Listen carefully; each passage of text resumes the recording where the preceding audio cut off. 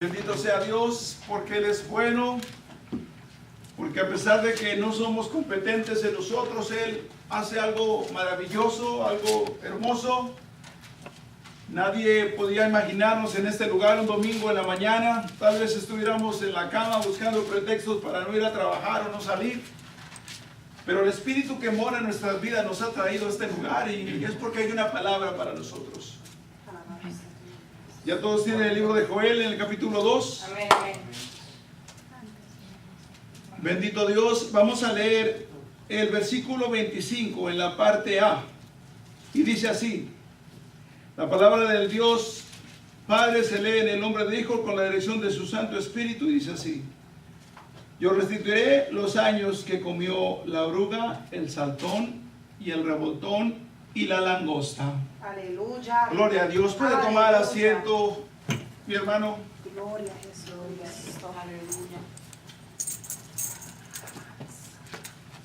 Mi alma Este es un mensaje que es un mensaje para la iglesia.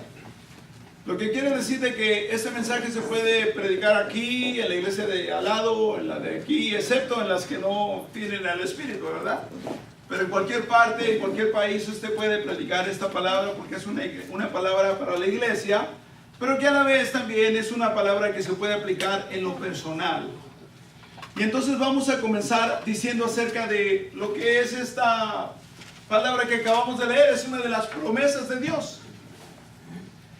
Y la verdad le digo, yo no sabía cuántas promesas de Dios había en la Biblia. Entonces me puse a buscar un artículo y hay dice que hay aproximadamente 3000 palabras. Y bueno, para los que no me conocen, somos la familia Herrera, mi esposa y mis hijos, porque, o sea, yo sé que nada más habían visto mis hermanos al pastor, ¿verdad? Somos la familia Herrera. Ahora bien, se dice que hay como 3000 promesas de Dios. Y estas promesas son de todo tipo, ¿no? Son promesas que ya se cumplieron, otras que se van a cumplir y que se están cumpliendo y otras que se irán a cumplir. O sea, hay promesas de todo tipo para las naciones, congregacionales, personales. Hay promesas de todo tipo en la palabra. Y yo le digo que es algo hermoso porque uno piensa realmente en las promesas de Dios. Y dígame una cosa sinceramente, ¿cuál es el primer pensamiento cuando usted piensa en las promesas de Dios? Y yo le digo algo con temor y temblor porque pues he estado en algunas congregaciones. El pensamiento generalizado, siempre pensamos en un beneficio personal. Cuando pensamos en las promesas de Dios, estamos pensando en un beneficio personal. Y nos viene a la mente que cualquier tierra que pisara la planta de tus pies será tuya, y que yo te daré por herencia a las naciones, y que abriré las ventanas de los cielos y te bendeciré hasta que sobreabunde. Y que nunca he visto justo desamparado ni su simiente que mendiga pan. Siempre son el pensamiento de un beneficio personal, un beneficio material. Y yo le voy a decir una cosa, está bien que se piense eso. Y yo le digo una cosa, que cuando comencé a leer este artículo de este hermano, me llamó mucho la atención lo que decía. Y este hermano decía que en la Biblia estaban las promesas y que eran las promesas para nosotros. Y entonces dice, mire, la promesa siempre tiene un requisito, ya sea antes o después. Y lo que tiene que usted hacer, porque así está escrito como lo leí, dice, lo que tiene usted que hacer es, primeramente, ir a la promesa que usted quiere que se le cumpla. Declararla en voz alta. Y después, tiene que decirle al Señor, yo voy a hacer lo que dice aquí, el requisito que tú pides, y luego dele gracias porque ya recibió la promesa. Qué fácil, ¿no? Yo lo único que faltó que dijera, no, agarre la lámpara y frótela 3 veces. Qué fácil. Y yo le digo una cosa, hermano, que es lamentable, porque verdaderamente esto es lo que se nos enseña en las congregaciones. Esto es lo que se nos dice de las promesas. Tienes que decretar las promesas para tu vida. Tienes que reclamar las promesas. Tienes que apropiarte de las promesas. Tienes que decretarlas, declararlas sobre tu vida. Tienes que adueñarte, tienes que posesionarte de las promesas. Amén, aleluya. Que se las por hecho. Pero ¿qué son en realidad las promesas de Dios? ¿Qué son las promesas de Dios? Aparte de lo que se nos enseña, que son una herencia para nuestras vidas, es cierto, son una herencia. Pero ¿qué son las promesas de Dios? Cuando le preguntaba al Señor, y esto le digo con temor y temblor, ayer mismo que estaba organizando la palabra, y Dios me dijo que las promesas son una forma de Él testificar. A través de las promesas Dios testifica que Él es, que Él fue y que Él ha de ser. A través de las promesas Él testifica que es verdad. A través de las promesas Él testifica lo que es y lo que no es. A través de las promesas Él comienza a dar testimonio de sí mismo. Cada vez que se cumple una promesa es Dios mismo dando testimonio de sí mismo. Porque cada vez que usted ve una promesa cumplida a su vida, dice, gloria a Dios. Porque tu palabra es verdad, porque tú eres verdad. Ese es el primer propósito. Y cuando me dijo el segundo, le digo que fue muy hermoso porque dice el propósito de las promesas. ¿Qué son? Es una forma de testificar, pero ¿para qué son? Aparte de que lo que se nos enseña que son para nuestra bendición de nosotros, que eso es verdad. El propósito principal, dice el Señor, que era la enseñanza. Porque a través de las promesas nos enseña a confiar. A través de las promesas nos enseña a esperar. A través de las promesas nos enseña a ver las cosas que no son como si ya fueran.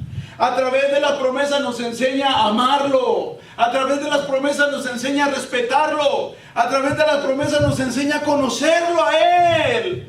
Todo es a través de las promesas. Estar quieto y mirar que yo soy Dios. Dios, aleluya. Siempre nos está prometiendo algo para enseñarnos a confiar, a conocerlo, a entenderlo. Siempre nos está hablando.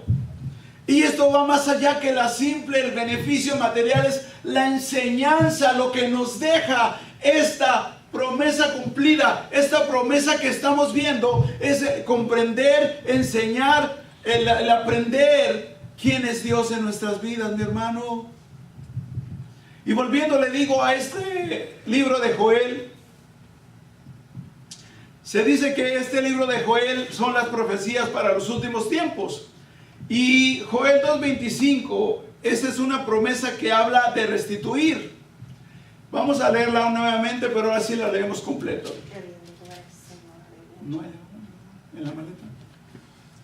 Dice así: y os restituiré los años que comió la oruga, el saltón, el revoltón y la langosta, mi gran ejército que envié contra vosotros. Qué tremendo. Y le digo una cosa, hermano, que la palabra dice restituiré los años. La palabra restituir significa devolver algo a alguien que lo ha perdido, o volver algo a un estado original. Déjenme dar un ejemplo. Hermano Alonso, ¿puedo tomarte como ejemplo? Digamos que yo contrato a Alonso para que sea director de la escuela, pero entonces al año yo lo bajo y lo pongo como maestro.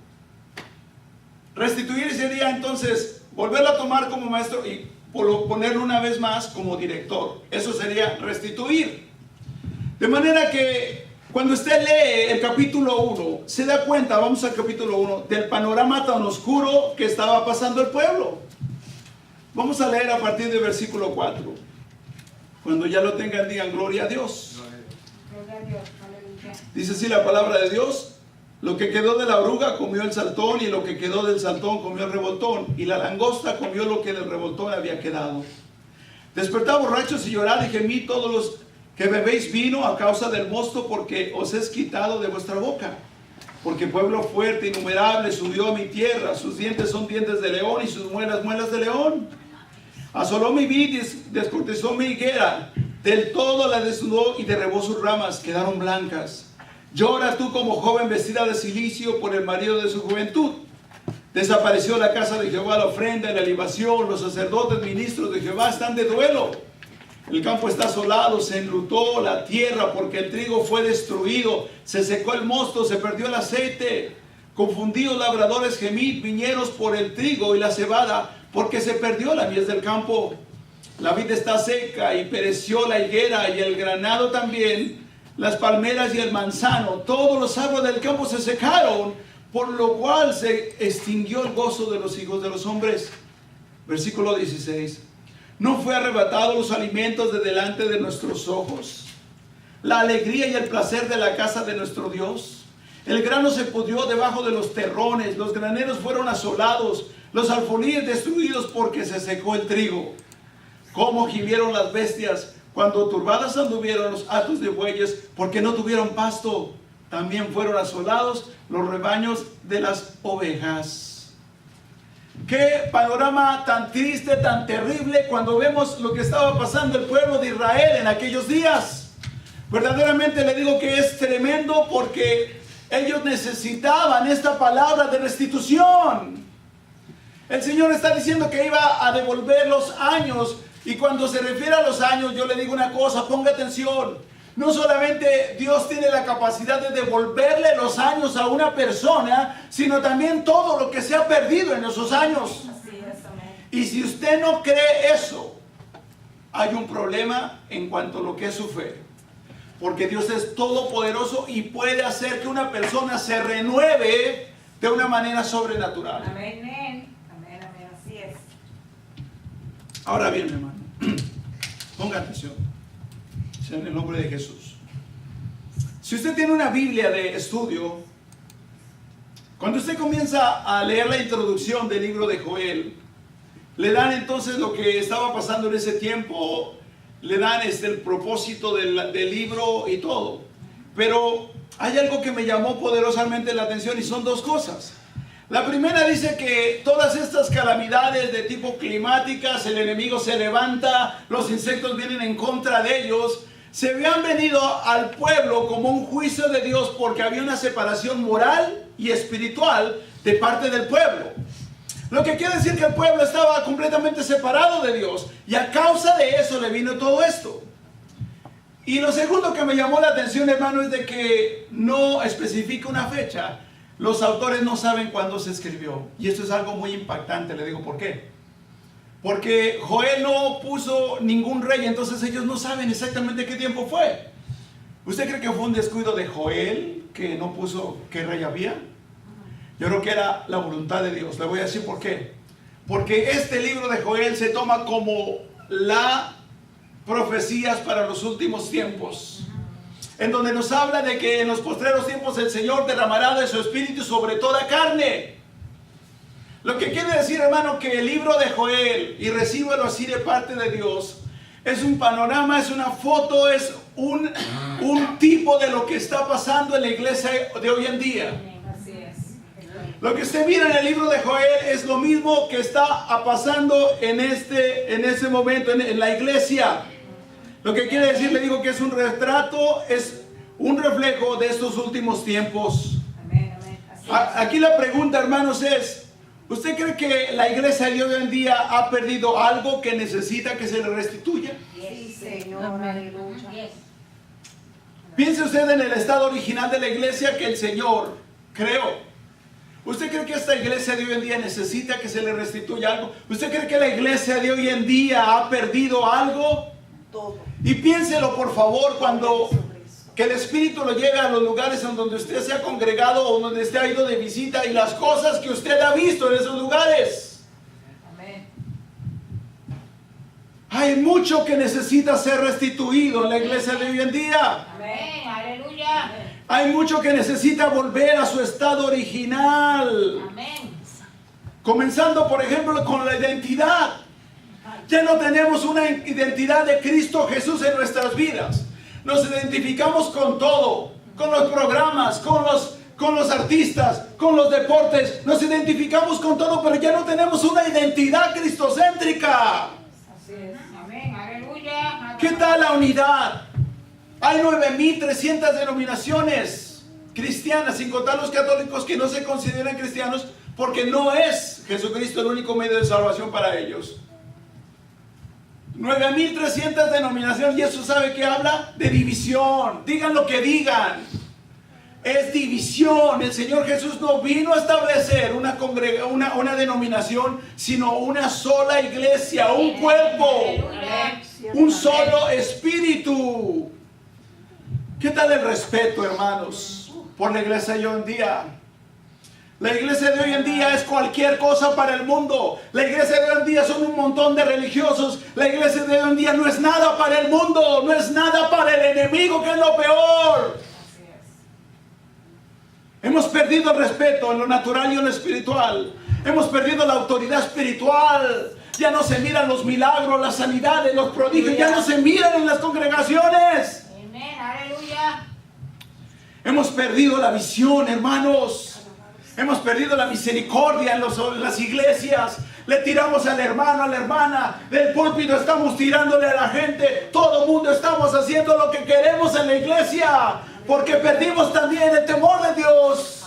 Así es. No hay temor en nuestras vidas por Dios ya. Se perdió el temor. Aleluya. Ya no hay una pasión por Jesucristo. Amén. Por conocerlo, por compartirlo, por vivir. Como dice Colosenses, que la palabra de Cristo mora en abundancia. Ya no hay una pasión por eso. Todo esto lo ha perdido, y mucho más le digo la iglesia. No pudiéramos seguir hablando de las cosas que ha perdido la iglesia, porque nos da el servicio de la tarde, que es a las 4. Individualmente, ¿qué ha perdido? ¿Qué hemos perdido? ¿Qué yo he perdido delante de Dios? ¿Qué es lo que hemos perdido? ¿Qué es lo que necesitamos que se nos restituya? Hemos perdido cosas como relaciones personales con nuestra familia, familias divididas en donde no se hablan los hijos con los padres con los hijos, y aún viviendo en el mismo techo. Familias quebrantadas en donde están el esposo y la esposa juntos, pero soportándose más que amándose, tal como Dios lo estableció. Porque perdimos en el hogar también el buen testimonio. Porque perdimos la autoridad espiritual en el hogar como sacerdotes o sacerdotisas de la casa. Lo perdimos. Aleluya. Bendito eres tú, Señor. Hay familias fragmentadas. Y le digo que es triste y lamentable que ya no hay mucha diferencia entre las familias de Cristo y las familias del mundo, mi hermano. Porque se ven las mismas situaciones, los mismos problemas, las mismas acusaciones, las mismas divisiones, la misma rebeldía. Todo se ve igual. Amén, aleluya. Hemos perdido individualmente también, hermanos. Hemos perdido la credibilidad de nuestros esposos, esposas, de nuestros hijos. Hemos perdido el testimonio delante de ellos. Lo hemos perdido. ¿Qué tal esos ministerios que hay sobre nuestras vidas? Esos dones que están enterrados. ¿No cree que también se necesita que se restituya todo eso? Amén. Amén. Mira lo que dice, que es impactante en el capítulo 1, versículo 10 del capítulo 1. El campo está asolado, se enlutó la tierra porque el trigo fue destruido, se secó el mosto y se perdió el aceite. Y el mosto es con lo que se hacía el vino, y el vino simbolizaba la abundancia, el gozo, la alegría. Eso se acabó en la iglesia. Ya no hay abundancia de palabra, ya no hay abundancia de espíritu, ya no hay. Se acabó la alegría. Llegamos aquí cargados, trabajados, llegamos aquí todos perturbados con todas las cosas que el mundo nos pone. Ya no entramos gozosos a este lugar. Amén, aleluya. Por lo tanto, entonces dice que se secó el aceite, la unción se fue, el espíritu se fue, porque ya no está en nosotros ese gozo de saber, el gozo de nuestra salvación, de sabernos salvos y amados. Bendito eres tú, Señor. Mire lo que dice el versículo 11. Confundidos labradores y gemir viñedos por el trigo y cebada porque se perdió la mies del campo. ¿Y qué es lo que les dice a los discípulos cuando vienen ellos de la aldea de los samaritanos? ¿No dicen que vosotros que todavía falta tanto tiempo para la mies? Digan, alzad vuestros ojos. La mies es mucha. Y aquí dice que se perdió la mies. Se perdió el enfoque evangelístico en las iglesias. Ya no escucha usted que hay misiones. Ya no escucha usted de misioneros. Ya no escucha de campañas poderosas que hagan temblar los infiernos, el mundo. Ya no lo escucha. Ya se acabó todo eso. Y lo reemplazaron con actividades dentro de la iglesia para mantenernos ocupados. Amén, aleluya. Estamos ocupados con la iglesia, estamos ocupados con las actividades, pero ya la mies no está, porque ya dejamos de ver la necesidad. Al momento que se seca el aceite, que el Espíritu deja de dirigir la iglesia, en ese momento se volvió una religión más. Simplemente somos un montón de religiosos que estamos congregándonos sin saber por qué. Bendito sea Dios. Mire lo que dice en el versículo 16. ¿No fue arrebatado el alimento de delante de nuestros ojos? Pregunta Joel.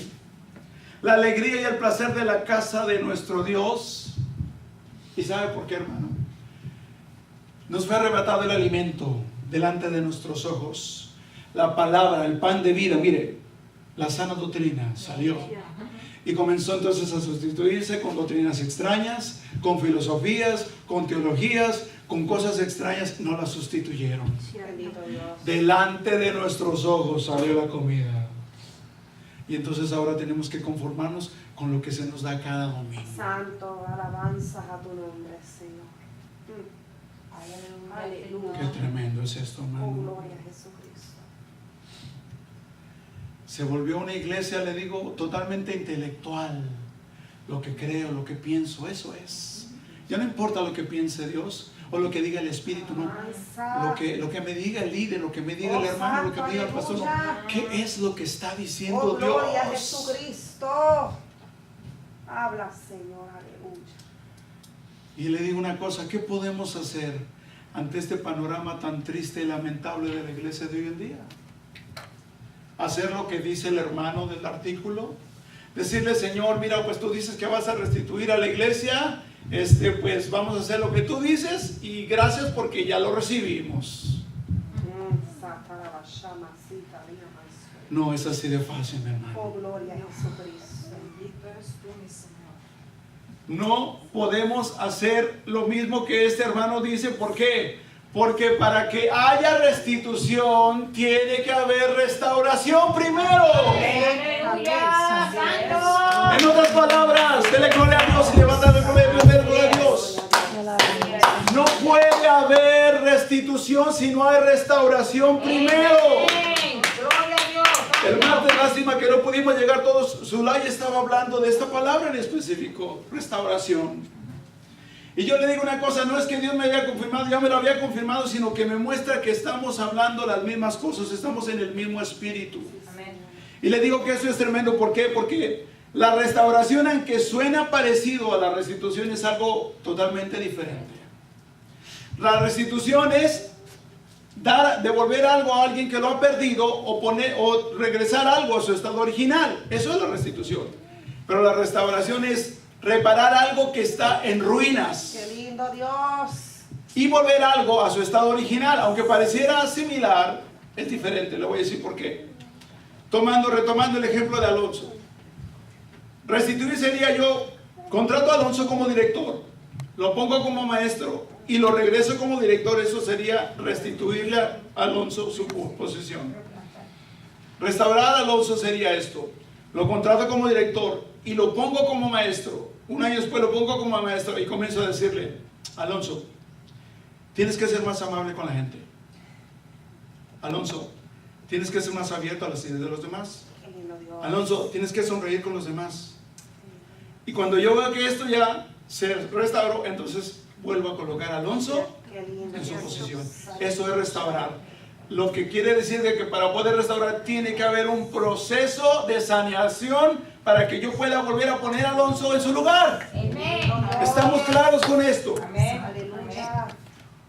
Por eso le digo que Dios nos muestra en el libro de Joel un panorama de la iglesia de hoy en día, porque es cierto que la iglesia de hoy en día falla en muchas áreas, pero la iglesia de hoy en día es el medio que Dios escogió para la evangelización. Y le digo una cosa, que para que eso ocurra va a tener que haber una restauración, porque para que haya una restitución, para que haya un derramamiento que estamos esperando en los últimos tiempos, la iglesia tiene que ser restaurada. Amén. Aleluya. Ahora bien, mire, en el capítulo 1 en el versículo 13 y 14, Joel nos muestra algo que es impactante. Versículo 13 y 14. Ceñidos y lamentad, sacerdotes, gemid, ministros del altar, venid y dormir en silicio, ministros de mi Dios, porque quitada de la casa de vuestro Dios la ofrenda y la libación. Proclamar ayuno, convocar asamblea, congregar a los ancianos y a todos los moradores de la tierra en la casa de Jehová vuestro Dios, y clamar a Jehová. Aleluya. Y esto que nos está mostrando, le digo, ponga atención porque es impactante, hermano. A veces pensamos, porque el que está hablando aquí es Joel, pensamos que nosotros mismos podemos restaurarnos. Que yo mismo me puedo restaurar mi matrimonio, puedo restaurar mi vida, puedo restaurar mis relaciones. A veces la iglesia piensa que puede restaurar a los hermanos, yo puedo restaurar a la congregación, podemos restaurar a los miembros. No se puede. No podemos nosotros autorrestaurarnos, mi hermano. Porque la restauración individual y de la iglesia tiene que venir de arriba, mi hermano. Porque la restitución tiene que venir de arriba, porque el derramamiento tiene que venir de arriba, del Padre de las luces, en el cual no hay sombra de variación, porque toda buena dádiva y todo don perfecto proviene ¿de dónde? Del Padre, aleluya. De Dios. Yo no puedo bendecirme, yo no puedo restaurarme, yo no puedo perdonarme. Todo tiene que venir del Padre. Amén. A través de lo que hizo Jesucristo por medio de su Espíritu Santo, mi hermano. Mire cuándo verdaderamente comienza la restauración. Capítulo 2, versículo 12. Cuando ya lo tengan, diga gloria a Dios. Gloria a Dios. Dice así. Por eso pues, ahora, dice Jehová. Ahí comienza la restauración. La restauración comienza cuando dice Jehová. Aquí ya no es Joel hablando. Aquí ya no es Joel diciendo, es aquí. Dice Jehová. En ese momento comienza la restauración del pueblo. Y mira lo que dice. Convertíos en mí con todo vuestro corazón, con ayuno, con lloro y lamento. Rasgad vuestro corazón y no vuestro vestido. Convertíos a Jehová vuestro Dios, porque misericordioso es y clemente, tardo para la ira y grande en misericordia, que se duele del castigo. ¿Quién sabe si volverá y se arrepentirá y dejará bendición detrás de sí? Esto es ofrenda y libación para Jehová vuestro Dios. Tocar trompeta, Sión, y proclamar ayuno y convocar asamblea. Reunir al pueblo y santificar la reunión, juntar a los ancianos, congregar a los niños y a los que maman. Salga de su cama el novio y de su tálamo la novia, y entre en la entrada del altar y lloren los sacerdotes, ministros de Jehová, y digan: perdona, oh Jehová, a tu pueblo, y no entregues a lo propio tu heredad, para que las naciones se enseñoreen de ellas. Porque ¿qué han de decir entre los pueblos? ¿Dónde está su Dios? Y Jehová, solícito por su tierra, perdonará a su pueblo. Responderá Jehová y dirá a su pueblo: he aquí yo os envío pan, mosto y aceite, seréis saciados y de ellos, y nunca más os pondré en un polvo entre las naciones. Eso es la restitución. Lo que quiere decir que cuando el Señor dice: rasgad vuestros corazones y no vuestra vestimenta, es que el asunto es espiritual. Amén. Podemos venir aquí, congregarnos y poder nosotros ponernos a llorar y convocar ayuno, pero si no es Dios el que lo ha dicho, simplemente estamos haciendo una práctica religiosa y estamos aguantando hambre porque Dios no está recibiendo eso. Aleluya. Cuando Dios dice ayunar, es porque entonces va a recibirlo. Cuando Dios dice clamar, es porque entonces va a recibir nuestro clamor. Porque cuando Dios dice llorar, es porque Él va a recibir nuestras lágrimas.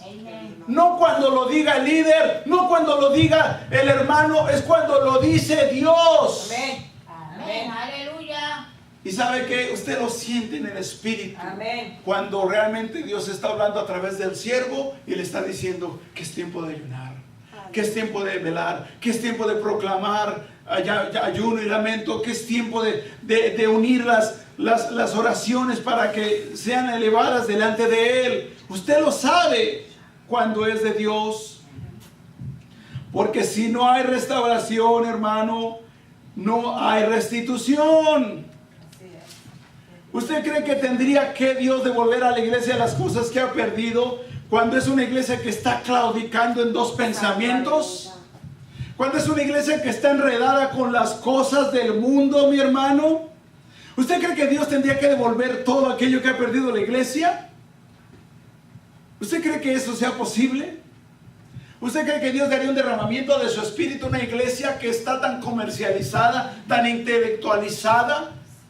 Si eso pasara, estuviéramos vendiendo los milagros, estuviéramos vendiendo el evangelio, porque es lo que se está haciendo ahorita sin un derramamiento. Imagínense que hubiera un derramamiento del espíritu y la iglesia no ha sido restaurada. Simplemente no sabríamos qué hacer con él. Ya, así de simple. No sabemos qué hacer con un avivamiento, con un derramamiento del espíritu, mi hermano. Sería una recompensa muy grande. Un derramamiento del espíritu para una iglesia enredada en este mundo y en las cosas de este mundo, el darle algo así, mi hermano. Estuviéramos, le digo, negociando con todo esto. Y en lo personal, hermano, ¿usted cree que Dios restituiría nuestras relaciones familiares con nuestros hijos, restituiría nuestros bienes materiales, restituiría todo aquello que hemos perdido si no restaurara primero nuestro corazón? Amén. Voy a darle un ejemplo personal y yo le digo una cosa, que esto de los ejemplos cuando uno predica no es muy recomendable, porque a veces pudiéramos caer, hay una línea muy delgada entre lo que Dios está haciendo y lo que yo estoy presumiendo. En otras palabras, lo que yo sí y ustedes no, y esto no se trata de esto. El ejemplo que tiene que traer Ruth es para darle gloria a Dios, darle gloria a Jesucristo. Y lo que le voy a decir es de que cuando yo recién me convertí, a los 8 días ya estaba pidiendo esposa. Y yo fui tan amable que dije, bueno, Dios está ocupado, le voy a ayudar a orar por todas las hermanas de las congregaciones, ¿verdad? Y comencé a orar por todas, hermano, todas. Andaba yo pelando el diente a todo el mundo. Quería ayudarle al Señor. Pasaron 6 años para que Dios me concediera mi esposa. 6 años. Santo, aleluya. Y hasta cuando entonces ya me la entrega y me la muestra en visión y me dice, esta es la corderita que te he dado para que la cuides, la guardes y la respetes. Cuando me dice eso así, entonces entiendo por qué no me la dio antes. Porque en esos años fue un tiempo que tuve que ser restaurado en mi pensamiento, en mi manera de ver el matrimonio, en mi manera de concebir las relaciones personales, en entender lo que significa la ayuda idónea. Porque aun cuando había sido convertido, esa área de mi vida no había sido restaurada. Por lo tanto, yo lo miraba a todos como si fueran la misma mujer. Yo las trataba a todas igual. Y Dios tuvo que romper esos conceptos, esa terquedad, ese machismo, porque esos mexicanos, qué machos se sienten de verdad. Espero que no haya mexicanos aquí. Pero lo bueno, los que ya estamos aquí, ya estamos sanados, bendito sea Dios. El punto de todo esto, hermano, para no perder el sentido, es de que si Dios me hubiera otorgado la mujer a los 8 días siguientes la hubiera echado a perder, porque yo no había estado restaurado. Dios no puede restituirnos algo si no estamos restaurados, porque la bendición más grande que Dios pueda darnos la podemos echar a perder o nosotros, podemos echarnos a perder con esa bendición, mi hermano. Porque la bendición más grande, le digo, enviada a nuestra vida, si no estamos restaurados, puede ser dañina, contraproducente para nosotros. Por eso se cumple la palabra que Él dice: nadie puede poner vino nuevo en un odre viejo. Aleluya. ¿Por qué? Mire, y lo dice en Mateo, en Marcos y Lucas, porque es importante. ¿Por qué? Porque si Él pone una bendición en alguien que no está listo, dice que el vino nuevo lo rompe y se pierde el odre, dice. Se pierde el odre. Si te restituye el dinero y no has sanado esa área de que tú sientes ese amor por el dinerito, te pierdes. Y esa bendición, te pierdes. Se pierde el odre. Si no restaura tu corazón, tu pensamiento, ¿cómo puedes restituir una relación personal? Vamos a terminar idolatrizando a los hijos, idolatrizando a la esposa, idolatrizando al esposo. Y se va a perder el odre porque nuestro corazón no está restaurado para ser restituido. Amén. ¿Cómo estamos hasta aquí, mi hermano? Amén. Gloria a Dios. Nadie puede poner vino nuevo, por eso Él dice, nadie puede poner vino nuevo en un odre viejo. Nadie. ¿Por qué? Porque tenemos que estar listos, alineados, como decía mi hermano Chapi, que Dios lo tenga en su gloria, posesionados para la bendición, dentro de lo que es la voluntad, listos para recibir primeramente la restauración, para que entonces pueda yo recibir la restitución. Amén. Porque mire lo que dice en la palabra inicial que leímos. Dice, y restituiré los años que comió la oruga, el saltón, el revoltón y la langosta, mi gran ejército que envié contra vosotros. Él fue el que los envió. ¿A quién vamos a reprender? Alabanza. ¿Contra quién vamos a pelear cuando es Él mismo el que está mandándolo para que yo pueda ser restaurado? Santo Jesucristo. Para que yo pueda escuchar su voz después de que ya he escuchado tantas voces de tantas cosas. Decir, ¿sabes qué? Ya es hora de que rasgues tu corazón y no solamente aparentes que te arrepientes, sino que rasgues tu corazón y que te presentes delante de mí para que yo te restaure. Él envió los insectos, mi hermano. Aquí la pregunta, hermano, es muy personal y solamente el Espíritu sabe. ¿Qué es lo que hay en mi vida, en tu vida que está en ruinas, que necesita ser restaurado? ¿Qué es lo que hay en nuestras vidas que está arruinado? Que está impidiendo que nosotros recibamos esa restitución de todas aquellas cosas que vienen de parte de Dios que hemos perdido. Y te digo, el Espíritu es el único que puede mandar. Mostrarte qué es todo eso. Pero yo te digo que de todas las promesas, no hay promesas más grandes que las que vienen para restitución de nuestra vida. He aquí, si alguno está en Cristo Jesús, nueva criatura es. Las cosas viejas pasaron, todas son hechas nuevas. No hay nada mejor que eso. Con Cristo estoy juntamente crucificado. Ya no vivo yo, sino vive Cristo en mí. Y lo que ahora lo vivo en la carne, lo vivo en la fe del Hijo del Hombre, el cual se entregó, el cual me amó y se entregó por mis pecados. No hay ninguna mejor promesa que el saber que nos quitó el corazón de piedra y nos colocó un corazón de carne. No hay nada mejor que eso. Aleluya. Así es, Señor. Gracias, Padre. Así es. No hay nada mejor que el saberse restaurado, renovado por nuestro Dios. Amén. Todo lo demás que pueda llegar es tan solo añadidura a nuestras Aleluya. vidas. Así es. Gloria a ti, Señor. Y como yo le he dicho antes, hermano, y se lo digo ahora, Gracias, Señor. Dios no tiene preocupaciones porque Él es Dios. Amén. Gloria a Gracias, Jesús. Pero si Dios tuviera una preocupación, porque eso es una utopía, eso no es posible, Dios estaría más preocupado por formar el carácter de Jesús en nuestras vidas que por nuestra comodidad. Si nosotros nos enfocamos en las promesas, en querer recibir, tener y obtener, y no en aquello que nos trae restauración, limpieza, purificación y santidad, estamos totalmente equivocados. Estamos caminando para acá en lugar de caminar para acá. Tenemos que presentarnos delante de Dios, porque le digo, esto no es del que quiere, sino del que puede, sino del que Dios tiene misericordia, pero Él está mirando los corazones. Amén. Aquel que sabe que necesita, que tiene un corazón que necesita ser restaurado, se presenta sin peleas, sin apariencia. Señor, aquí estoy, no hay nada oculto delante de ti. Esto es lo que hay, Padre, por favor, ayúdame. Y uno se pone a clamar y a tirarse de rodillas hasta que uno escuche la palabra. Hoy es el día de tu restauración. Alabanza. Hasta que Dios diga en su misericordia, hoy es el día en que hoy te restituyo lo que perdiste. Gracias, Señor. Hoy te doy aquellas relaciones que están quebrantadas. Hoy te entrego todos los que están navegando contigo en tu barca. Hoy te entrego todos aquellos, porque si decimos, no, cree en el Señor Jesucristo y serás salvo tú y tu casa. Qué promesa tan poderosa, pero en verdad creo en el Señor Jesucristo. Mi ser ha sido restaurado como para creer verdaderamente, no como lo dice el mundo, sino como lo dice Dios. Amén. Tener la certeza de que eso en verdad va a pasar. ¿Por qué? Porque está pasando en mi vida primeramente. Amén. Gloria a Dios. Aleluya. Qué hermoso sería que hubiera un avivamiento y entraran por esta puerta todos nuestros familiares, ¿sí o no? Aquellos que no le sirven al Señor. Qué hermoso fuera que entraran por ahí Sí, Dios.